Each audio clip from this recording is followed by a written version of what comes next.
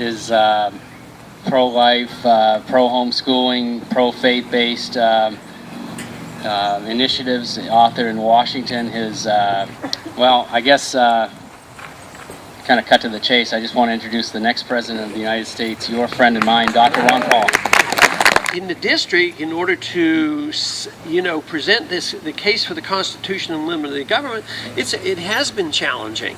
And one of the key group of people that have worked for me for so long over these many years have been the homeschoolers. They seem to understand the Constitution. I wonder why that is. Homeschoolers seem to understand the Constitution compared to those who have gone to public schools. So I'm highly critical of the public school system. I praise homeschoolers, but I have to admit I went through the public school system, and so did my children. But I always thought it was a struggle to relearn or get rid of those things that were put into my brain that I thought turned out to be incorrect. So in economic policy or the understanding of the Constitution.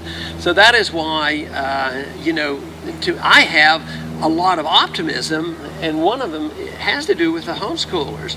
And all I have to do is look around and see if there's a contest, a spelling bee or some other geography, and I say, oh, those homeschoolers are doing pretty good. I guess they're getting a pretty good education. And since I got to know so many homeschoolers in my district, one thing that I have learned that has been wholeheartedly refuted, they always say about people that homeschool their kids, the children will be withdrawn and not be personally sociable. And all I know is that first thing is when I would campaign, the homeschoolers, actually, they were allowed out of school to come to an event, such as a politician being in town.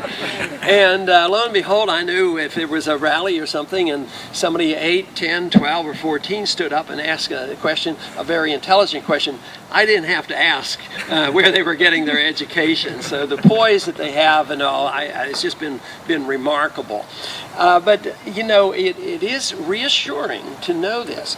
And it's reassuring to know that we still have this freedom and this responsibility to our children, but we can't even take that for granted, because in the 1980s in Texas, homeschooling was severely challenged, and I believe the challenge will return if we are not careful. But today we are still fortunate. We can homeschool our kids, and we can have private schools. I would try to help them more, financially, not by grants, obviously, and not even but what I would do is allow tax credits so people can get some of their own tax money back and not send it to the government if there are expenses involved, whether they're homeschooled or whether they are in private schools or whether they're extra tutoring, just so that we can get some of that money back in where the responsibility and the determination for education is by the parent. But